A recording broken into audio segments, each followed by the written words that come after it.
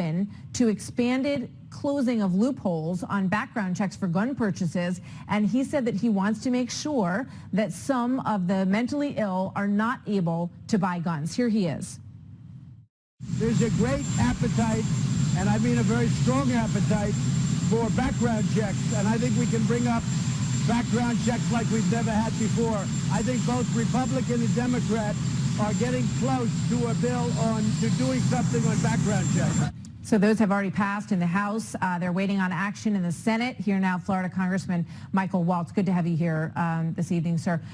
What did you hear in there? What do you agree with in that? What don't you agree with in that? Well, I can tell you what the answer is not. The answer is not broad bans on firearms for all law-abiding Americans. The Second Amendment is a fundamental right in our Constitution and is just important as all of the other amendments. And it absolutely has to be protected. Now, if we want to look at different ways we should to keep firearms out of the hands of the mentally ill or the deranged or people that shouldn't have them, absolutely. But you know, a lot of these databases are flawed. If you look at the Texas shooter of the church a few years ago, the Air Force did not input his information properly. It didn't communicate with the FBI properly, and he bought a firearm. You look at the Parkland shooting where he was reported 39 times. So the systems have to be executed appropriately. And in Florida, we do have the Baker Act, which is a red flag law that a lot of people do support.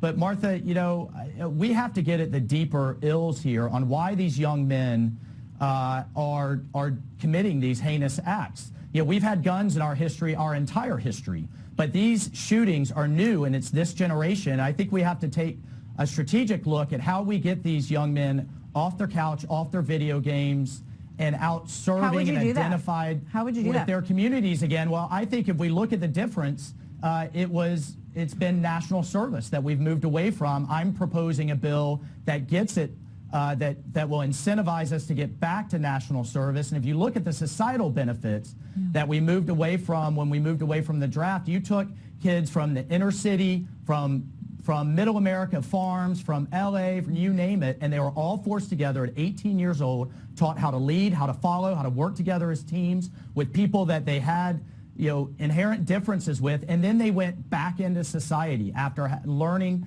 to serve a bigger cause for their country and for their community. I think if we get back to national service, that's not a draft. That can be inner city tutoring. That can be elderly care. That can be national parks and the military. We've been talking about that a lot over the past couple of days here, and I just want to clarify that I mischaracterized your take on the assault weapons ban, and I apologize for that.